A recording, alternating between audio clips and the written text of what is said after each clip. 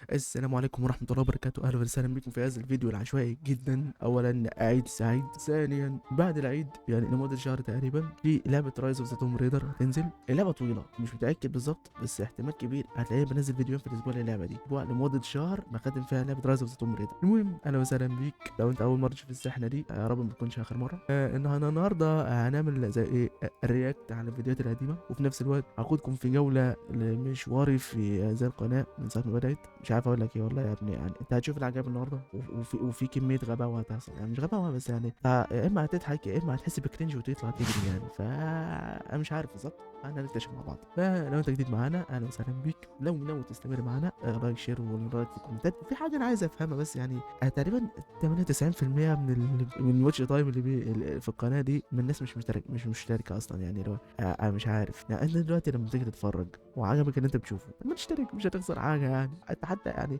شاركنا الهبل اللي احنا فيه. لايك شير سبسكرايب وقول لنا رايك في الكومنتات. خلينا نشوف العشاء النهارده هتقول ايه. نخش في اول فيديو وربنا يستر. المشهد اللي انت شايفه قدامك ده انا حرفيا كنت قصده، يعني اولا عشان ده كان اول فيديو، اول فيديو خالص كان بتاريخ كام 30 مارس 2020. يا ساتر، انا بقالي كده 4 سنين يا رين النبي. انا النهارده اصلا في مارس، استنى انا النهارده 25 مارس، يعني 5 ايام ونبقى قفلنا 4 سنين في القناه دي. واو انا ما كنتش اقصد ده والله العظيم، ده جت كده. المهم المشهد اللي انت شايفه ده انا كنت عامله عشان ده كان اول فيديو فعلا. تاني حاجه انا كنت قصدها علشان لما اجي اعمل رياكت على الفيديوهات القديمه زي دلوقتي كده اشوف الهبل اللي انا كنت بعمله في حياتي عامل ازاي. كنتش ترجمت اللعبه ده زي الفكره كلها اصلا. في اول فيديو ده انا حرفيا ما كنتش فاهم اي حاجه وكنت مساجي كده زي العبيط. طبعا الفريمات كانت بتصيح فكده بقى، يعني ما كنتش واخد بالي ان انا ما كنتش مظبط الريزوليوشن بتاع الفيديو، فحرفيا يعني في حتت في الاطراف متاكله، المفروض في زي تقول في كلام تقريبا بيتكتب تحت بس هو مش باين علشان هو اصلا الفيديو معمول عليه زوم بالغلط. والفريمات على الله حكايتها. انا الجزء ده انا هكتم خالص وانت هتسمع عشوائيه ليفل 1000 دلوقتي. وانا هفضل ماشي ورا الآلة زي الهبل كده. كابتن بيعملوا فيك ايه يا كابتن؟ بس كفايه كرنج لحد كده، كفايه كرنج حرفيا. الصوت ضايع بزياده. قبل ما نكمل خلينا اشرح لكم الموقف كليا لحد دلوقتي. بص هو من الاخر يعني الصوت ضايع تمام، وانا اصلا حاطط موسيقى قصد ومعليها علشان في صوت غلوشه وخروشه كتير بزياده. فانا هفهمك بقى المشهد الاول بس كده قبل ما نكمل. ثانيه واحده، فين البتاع؟ انا اصلا جايب بص يعني جاي حاطط جنبي شوال هنا. يا عم سلك ايوه هو زي بتاع ده. وقتها ما كانش عندي سماعه، زي ما كانش عندي ميكروفون، فانا كنت شغال يعني بسماعه بالميكروفون بتاعها. فالفكره ان اللاب القديم كان مدخلين، واحد للمايك واحد للسماعه، فانا كان السماعه اللي عندي جاك واحد للاثنين. فانا قعدت الف في بلد عندنا يعني في المدينه اللي انا فيها دي ما كانش فيه واحده فيها جاكين، فانا قعدت الف شمال ويمين لحد ما لقيت حاجه اسمها كومبو جاك. استنى يا رب تظهر البتاع. بص يعني ده بيركب في السماعه، ده بيركب في السماعه، ده اللي بيركب في الجهاز، واحد للسماعه وواحد للمايك. حلو دلوقتي قشطة بقى اركبه اشتغل بالمايك بتاع السماعه. اكتشفت صدمه بنت لذينه. هي فين؟ في خرم كده، ده المايك. يعني تخيل معايا ده المايك اللي كان شغال. انا قعدت اتكلم في المايك اللي كان في السماعه مش فاهم مش شغال ليه، اكتشف ان ده اللي شغال ما مش عايز يظبط معايا. الفكره بقى كان في مشكله بسيطه ان السماعه سلكها طويل، فالبتاع يعني على حجري. فانا بقى علشان ايه اسجل وانا بتكلم وانا بلعب مش عارف ايه، فانا كنت بعمل ايه مثلا مشهد، يعني انا دلوقتي قاعد العب في امان الله، ايدي على الماوس وايدي على الكيبورد مش عارف ايه، فانا عايز اتكلم، فانا بسيب ايدي من على الماوس واشيل البتاع ده كده واتكلم فيه واسيبه تاني وامسك الماوس والعب. انا علشان العب واسجل واتكلم في نفس الوقت يعني الموضوع كان مستحيل. هتقولي طب ما تعلقوا ان في علقه في بتاع دي ممكن اعلقها. فكرة ابقى اعلقه كان في صوت خروشه، فخروشه بزياده، فالموضوع كان بايظ خالص. فيعني بدايه من هنا ب 60 نيله حرفيا. انا ما كنتش عارف اتعامل خالص، كنت شغال بسوني فيجاس برو ساعتها وكانت حاجه هباب على الاخر، يعني الموقف كان زي الزفت. فده تقريبا كان احداث اول فيديو، والفيديو اصلا مونتاجه كان بربع جنيه. نخش في تاني فيديو. ايوه اللقطة العنيفة دي. انا حرفيا في الفيديو ده انا عملت حاجه غشيمه فشخ، اللي هو انا سجلت اللعبه مرتين. لعبت اللعبه من الاول بعد ما اكتشفت مشكله الريزولوشن دي اللي الابعاد ما كانتش مظبطه ظبطتها، فسجلت اللعبه من الاول لحد اخر جزء انا وقفت عنده وكملت لحد اخر جزء. ده كان فيديو عملت له مونتاج لوحده، وفيديو لبقيه الاحداث للفيديو التاني، وجزء تالت يعني مونتاج زي ما تقول اللي هو اللقطه دي. اللقطه دي انا عملت لها مونتاج لوحدها. ايوه كنت هنا بدات اترجم اللعبه. قلت ليه كنت عامل مختصر مفيد للاحداث، عشان الفيديو الاولاني حرفيا ما كانش ليه اي لازمه في الحياه. ايوه هنا كانت نهايه تمام، احنا اخر مرة وقفنا فيها لحد ايه؟ التسجيل. طبعا نفس العشوائيه اللي بربع جنيه. اللعبة أصلا كان فيها هبل كتير، فيعني بغض النظر عن كل هري ده. الفكرة بقى أنا هنا قصد إيه بقى؟ أنا هنا بقى كنت قصد حاجة حلوة أوي، أو مش حاجة حلوة. هو أنا كنت اتفرجت على بندر تقريبا أيام كان بيلعب ريزدنت ايفل 3 أو 2 ريميك، مش فاكر كان أنهي جزء فيهم. فالفكرة كان عامل نفس الفكرة دي، اللي هو عامل مونتاج للجزء اللي فات مش عارف إيه. فأنا قلت أعمل حركة زي دي، أنا قلت أقلده الصراحة عجبتني فقلت أقلدها. فالجزء ده غلبني وطلع عيني. طبعا بقى انا وظبط الريزوليوشن بقى وبدات اترجم في الفيديو بقى، يعني بعد كده من هنا بقى بدات اترجم في اللعبه. ترجمه اللعبه دي عايز الحرق، يعني انا اول مره اعرف ان ترجمه الفيديوهات دي كانت صعبه أوي. انا كده كده بفهم في الانجليزي تمام، يعني مستواي في الانجليزي لا باس بيه. انا كنت بعاني مع الترجمه برضه، فيعني ده كان بدايه المرار بقى. ايوه حبيب قلبي، استنى والله العظيم، والله لا تستنى. الفيديو ده كان ليه ابعاد بنت لذينه. اولا كنت غيرت المايك ساعتها، استنى فين البتاع. ايوه ده النجم ده قاعد معايا شويه حلوين. ده انا كنت بحطه قدامي كده تمام، واقرب ابويا كده واتكلم كده.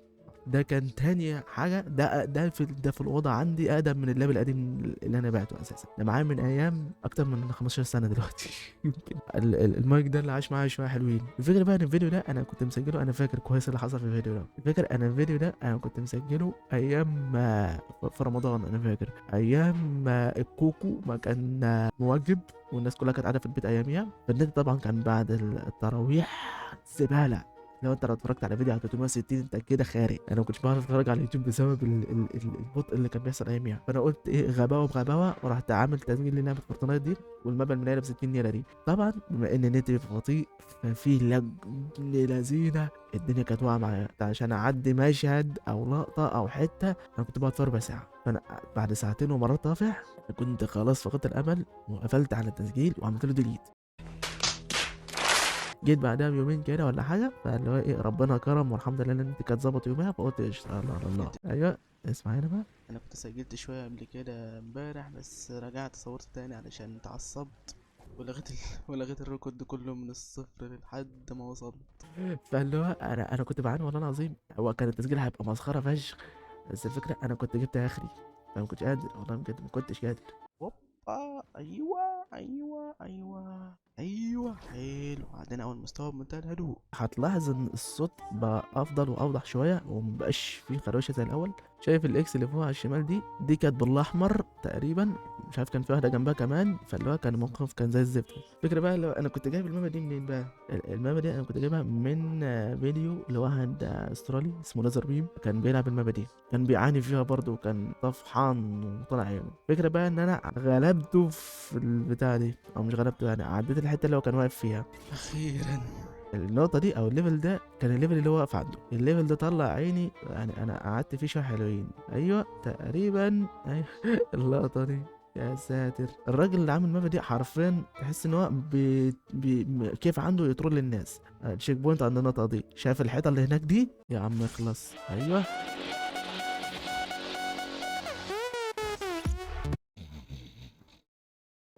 انا حرفيا بقيت قاعد اقول حسبي الله ونعم الوكيل. الجزء ده انا ما شفتوش عند الراجل اللي أنا متفرج عليه، لان انا اصلا عديت يعني عديت الحته اللي واقف عندها كل اللي بعد كده بالنسبه لي مجهول. فانا حرفيا كنت بعاني. كان في جليتش او في جليتش كده اللي هو ايه، بعد موتة كده ما اعرفش بتبقى الرقم الكام الوقت بيريزت ويقلب. ركز هنا كده، الوقت قلب فجأة. يعني بص كان 1:53، يعني كان لسه قدامي ساعتين على ما تبدأ تقل وتحسب الزون. فجأة قلبت لوحدها. استنى ايوه انا هنا تقريبا عملت ريج كويت. انا جبت اخر النهارده. فكرة بقى انا جيت بعدها بيومين تقريبا حاجة زي كده، بعد 3 4 ايام تقريبا. 3 4 ايام رجعت كملت اللعبة تاني. بس الفكرة ان انا برضو ما وصلتش للنهاية، انا جبت اخري حرفيا. انا جبت اخري. استنى يا اسطى، انا كنت بادئ يا عم، انا في ليفل 8 طول القعده، يعني اللي هو ده اخر ليفل. فانا كنت بادئ 23 ثانيه واحده بقى كده. انا فقدت الامل امتى يا رب، بس ما تكونش الموقع خلصت لان انا اصلا بلعب في اخر في عدد من 23 3 ساعات و20 دقيقة لساعة و12 دقيقة، ساعتين في الليفل ده. واصلا شايف في بتاع اصلا شريط احمر او علامة بتاع حمراء، البنج ده كان تمام، كان متحالف عليا. الفيديو ده طلع عيني وكرهني في اللعبة اصلا. ايوه الفيديو ده كان اول فيديو ليا اسجله بوشي. استغفر الله العظيم يا رب على فكرة، انا اسف على اللي هتشوفوه، انا اسف. بس كفاية. انا ازاي عملت في نفسي كده بجد والله العظيم. يا ساتر، انا شغال تاني ولا اعمل ايه؟ انا مش عارف، بس هو عندك الفيديو في القناه لو عايز تشوفه شوفه، انا عن نفسي مش عايز اشوفه تاني. لا لا لا لا لا لا لا، انا مش قادر بجد، لا صعب قوي. الفيديو ده بربع جنيه. سلام عليكم. كمية الهبل اللي كان في الفيديو ده مش منطقي بجنيه. الفيديو ده كان أول فيديو أسجله جي تي إيه، وما كنتش عارف أنا يعني ما كنتش لاقي حد ألعب معاه اللعبة، فأنا قعدت أقلب في النت وعلى اليوتيوب مش عارف إيه لحد ما لقيت سيرفر ديسكورد، دخلت مع شباب كده حرفيا مش فاهم حاجة وهما مش فاهمين حاجة، وقاعدين نلوش وقاعدين بص نخبط في الحلل حرفيا. طبعا كان في احنا رايحين نسرق الباص يا بني ادم. أنا المفروض ثانية، انا المفروض مشغل الفيديو على 720 60 فريم، ده كده 60 فريم، انت متخيل؟ وكان في شوف كان في لاج كمان. ما فيهاش. هو ده مش تسقيط من عند انا، هو الفيديو اللي فيه تسقيط اصلا يعني. الجهاز القديم او الليفل القديم ما كانش فيه كارت شاشه، كل ده كان شغال على كارت الشاشه الداخلي بتاع البروسيسور، كان معاناه. انا كل اللي كنت بعمله أنا كنت قاعد جنب الراجل في العربيه، هو اللي سايق، هو اللي عامل كل حاجه، وانا قاعد اتفرج وعمال ادي تعليقات على اللي بيحصل. وقتها تقريبا وانا مش غلطان انا كنت بسجل بالمايك بتاع البويا باي 1 ام 1 ده حرفيا كنت بعلقه يعني، ده بعلقه وشغال بيه. بغض النظر عن خمس. دروب بريمي اللي كان في الفيديو ده كانلوش لازمه بجنيه. انا عايز فيديو كنت فيه طالع بوشي في البتاع ده، يا اما كنت لسه بعمل انترو بتاع يلا. يلعبوا كرة جولف.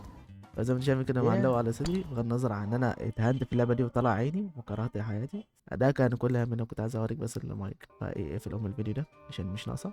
ايوه هذا الفيديو. اقول لك استنى الفيديو بتاع جي تي ايه ده، جت المكسيكيه توتال اوفر دوز. في الفيديو ده هو ما فيهوش حاجه مهمه، بس انا عندي حاجه بس عايز اقولها. الفيديو ده طرف غريب معايا، الموضوع كله ان انا سجلت اللعبه تمام منتجتها، جيت اعمل لها ابلود، الباقه خلصت بتاعت الانترنت، فانا حرفيا كنت بعمل لها ابلود وبلعب اللعبه. انا خلصت اللعبه وقفلتها وخلصت كل حاجه فيها ولميت كل حاجه في المابا، واللعبه لسه بتعمل ابلود من كتر الباقه اصلا، هي خلصانه وماشيه على سرعه بطيئه. قالوا قعدت 3 4 ايام بعمل ابلود للفيديو حرفيا. بس الفيديو ده بقى يا معلم كان بدايه عنيفه ليا انا وصديقي دكتور جو. ماينكرافت. صعبة أوي صعبة أوي صعبة أوي بجد.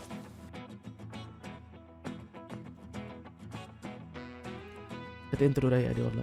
انا ويوسف من قناه دكتور جو كنا قاعدين نلعب في اللعبه دي بنجرب فيها هتلاقي اللينك بتاعه في الوصف. الراجل ده رايق بقى، شغال ما شاء الله كل يومين 3 فيديو، وهو عنده امتحانات يعني، فاللي هو ايه الراجل مروق على حاله وانا قاعد ما بعملش حاجه. يلا. ان اللعبه دي غشيمه فشخ، انا لحد دلوقتي مش عارف اختمها لوحدي. ده تقريبا بتعمله من الخشب وبتعمل معاه في الخشب حاجه بتطلع لك حاجه تانية تقريبا الحاجه. كنت بقول ايه في اللقطه دي، انا مش فاهم انا قلت ايه، كنت بشرح له حاجه وانا مش فاهم ايه. كان في لقطه في الاخر اقسم بالله بص، عارف انت اللعبه دي اصلا مهمه عامله زي ماينكرافت، بس لما بيجي الليل الوحوش بتتغشم، فكل ليله الموضوع بيصعب لحد ما وصلنا تقريبا الليله كام 6. اللعبة دي كوميدية وفي نفس الوقت مستفزة. والله العظيم. وكان ايوه ايه ده؟ في مين بيضرب؟ يا نهار اسود. ايه ده؟ شفت ملك الغباوه ده؟ اوف يخرب بيتك. اجري اجري اجري. يا اسطى وانا لو شكرا. بس شكرا. الفكره بقى ايه، انا قابلت يوسف ازاي؟ عندك في قناه اسمها بيستي، هتلاقي اللينك برضه بتاعها في الوصف.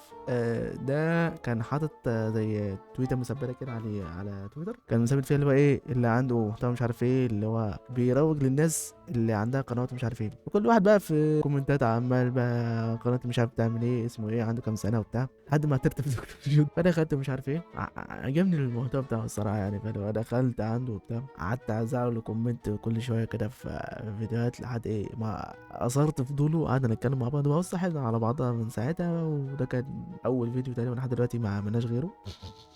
هو كان قاعدة رايقة الصراحة يوميها، فبرضه هتلاقي اللينك بتاعه في الوصف يعني، خش روق عليه. انت بص هتلاقي عنده غباوة بزيادة، عامل تيم سيسي. يا لهوي الفيديو ده انا لحد دلوقتي مش فاهم اللي حصل فيه. اللي مش عارف يعني كان مستر بيست كان عامل حملة تيم سيسي دي علشان ينظف المحيطات والبحار ومش عارف ايه من التلوث اللي فيها وبتاع. الفكرة ان انا كنت يعني امام مشترك في تيوب بادي، فجالي ايميل من مستر بيست. هو مش ايميل اللي انا شخصيا، بس زي ما بتقول كده ايه، تقريبا كانوا بيروجوا للموضوع، فانا واحد من الناس اللي بعت لها الايميل دي ان هم يتكلموا عن الموضوع بتاع. فالفكره ان هو انا حضرت الفيديو وظبطته مش عارف ايه عشان ينزل في ميعاد معين هم كانوا محددينه. انا بقى لما الفيديو ده نزل انا تقريبا ما لقيتش غير انا وبيستي واحد او اتنين كمان اتكلموا في الموضوع ده من الدول العربيه. انا استغربت الموضوع شويه، اللي هو اشمعنى احنا انا هم قصدنا احنا بالذات ولا ايه؟ انا استغربت. الفكره اللي هو ايه، هو الفيديو ما جابش ولحد دلوقتي ما جابش 18 فيو كانت فكره حلوه ونفذتها. هو انا سكت الفيديو ده على مرتين اصلا، بس يلا مش مشكله. انا بس اقول لك ايه يعني قبل ما نبدا هذا الفيديو ده كان سبب، يعني مش سبب، يعني ده كان اولى انتاجيات اللاب الجديد اللي انا شغال بيه من ساعتها، لينوفو ليجن 5. الفكره بقى كلها ايه يعني، خليني اقول لك ثانيه واحده بس. الجهاز القديم كانت امكانياته بعافيه شويه، فالموضوع كان بص في الضايع خالص خالص. اللي هو انا حرفيا كان مره جربت اعمل ستريم لعبه فازموفوبيا، انا كنت قاعد مع الشباب في الديسكورد وبتاع، اللعبه كانت على 3 4 فريم والستريم كان ضايع خالص. الفكره بقى في اللاب الجديد بقى لما جبته قلت اجرب فكره جديده بقى، لو اعمل حاجه جديده. انا كنت على طول بسجل اللعبه من غير فيس كام، اللي هو انا كنت بشغل OBS مره واحده في اللعبه دي بقى. فكرة بقى ده كان اول انتاجيات ادوبي بريمير واولى انتاجيات الجهاز الجديد. من يومين لحد دلوقتي انا شغال باتنين OBS، واحد يسجل اللعبه وواحد يسجل الكاميرا الداخليه بتاعت الجهاز اصلا 720، فكانت رايقه جدا يعني. هو بغض النظر انا ما كنتش فاهم لسه اظبط الكاميرا وبتاع، بس مهارات. يعني بس وقتها يعني شوف الجرافيك حلو، الصوره شغاله بسرعه يوم والدنيا رايقه وبتاع، العاصفة اللي هو الدنيا كانت حلوه، منكم اللعبه كانت رايقه. بيساعدوا بعض ان هم يوصلوا. اللي هو انا كنت مصدوم ان انا كنت قادر ان انا اسجل اللعبه واسجل الكاميرا في وقت واحد مع بعض وشغال فريم عالي. تقريبا انا هنا تخلصت من المايك، او مش خلصت، انا بطلت استعمله وبقيت استعمل المايك بتاع السماعه تقريبا. فتقريبا من ضمن المايكات اللي استعملتها. يعني انت عندك دلوقتي الكومبو جاك، بعد كده المايك العجيب ده اللي اقدم من حياتي تقريبا، وابويا، والسماعه والمايك ده. انا مش فاكر اني جبت المايك ده كان امتى يا جدعان، تقريبا كان هنا من اول اللعبه دي. بمناسبة ان احنا بنلعب خلصت رايز اوف ذا توم ريدر. لا زي الذبيحة يا عيني. ايوه الصوت واضح هنا، الصوت هنا واضح. ده تقريبا كان اولى انتاجيات هذا البتاع ده، هايبر اكس هو كواد كاست. الفكره ان اللعبه دي غريبه قوي. الجزء الاولاني ده كان مدبلج ومترجم حلو، كان في مشكله في الدبلجه فكان بتكراش اللعبه، اضطريت ان انا اخلي اللي هم بيتكلموا انجليزي بس الترجمه عربي عادي. الجزء الثاني رايز اوف توم ريدر في ترجمه عربي بس مفيش دبلجه عربي. في شادو اوف توم ريدر بقى في دبلجه عربي وترجمه عربي، ما تفهمش بقى يعني اشمعنى الجزء الثاني مفيش دبلجه. صدقني الدبلجه في الجزء الثاني كانت احسن، يعني لو كان في دبلجه عربي كانت هتبقى ارحم. الترجمه على الله حكايه، انتوا هتشوفوا العجب في الترجمه والله العظيم. ايه اللي افترى اللي انت فيه ده؟ فكرة بس انا كنت بعلي صوتي علشان المايك ما كانش كده، ما كانش متعلق كده، هو كان مرمي قدامي على المكتب حرفيا.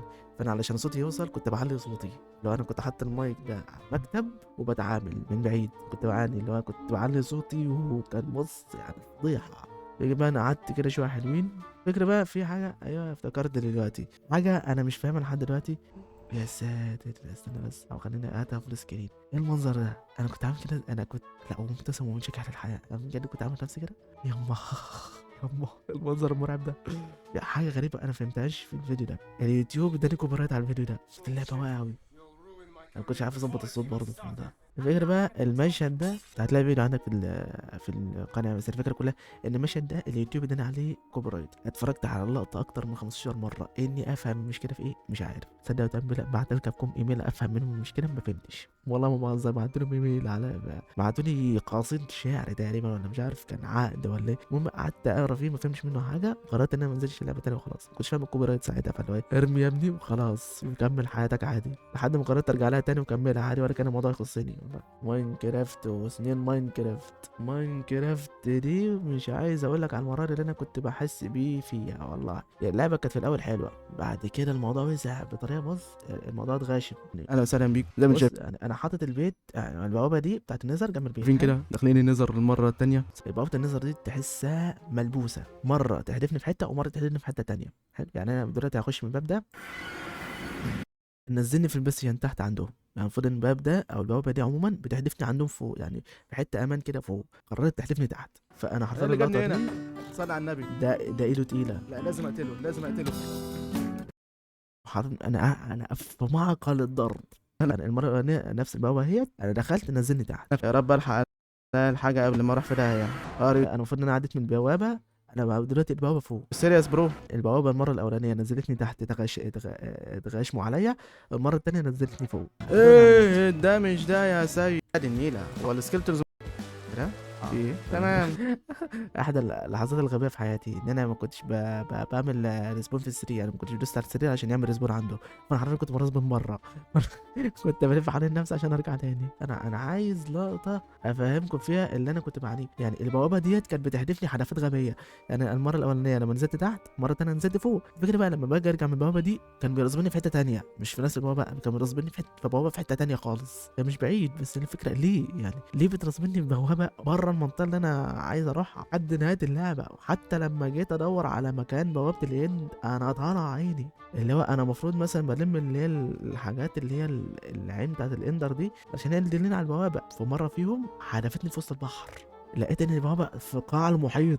والله العظيم في قاع المحيط يا مؤمن. قلت والله ما انا رايح هناك، وقعدت ادور على النت على طريقه اوصل بيها لبابا تانية، ورحت البابا التانية دي، وحتى لما جيت ادور عليها طالع عين على ما لقيتها. السيت ده كان زباله، وكان كميه السكيلتون اللي بترسبن الرعب التنين، اللي تحس انه لا في زومبي ولا في كريبر، سكيلتون سكيلتون عمال على بطال. فبس كده، ده كان الجزء الاولاني من رد فعلي على فيديوهاتي في هذه الحياه ومشوار الملاهي البنينية. انا كنت بادئ بدايه مهببه أوي الصراحه. لو عجبك انت شفته وعايز تشوف الجزء التاني، وهم برضه هتلاقي ايه في لينك تحت لتويتر، هتلاقيني زي حطيت بوست هناك كده كيو ان اي للي عايز يسال يعني. لو لقينا شويه اسئله حلوه كده تستحق، ممكن مثلا على كذا كده ولا حاجه نبقى نشوفها. بس الحين يعني ما لا، يعني لو ما لقيتش هسألها مش هبص عليه، او مش هعمل عليه فيديو يعني. فانت لو فضلك واخدك يعني تسأل اسئله يعني، فهتلاقي اللينك تحت بتاع تويتر، وخش يعني دور على تويتر كده، هتلاقي لازم كده هتلاقيها هي الوحيده اللي قدامك يعني. بس كده، لو عجبك كده انت شفت ده وعايز نعمل جزء تاني للموضوع ده، لايك شير واشترك معانا برضه في القناه لو انت مش مشترك، قول لنا رايك في الكومنتات. اشوفكم على خير في الفيديو الجاي. سلام.